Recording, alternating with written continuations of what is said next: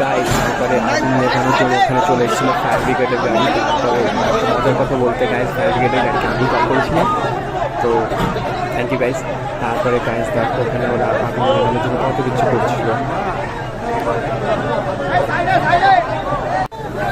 তারপরে একটা ফার্স্ট এক সাইডে স্প্রে করতে লাগলো আগুনগুলোকে, তো আমাদের একটু হালকা কমে গেছিলো গাইস। চারদিকটা খুবই ঠান্ডা ঠান্ডা লাগছিল।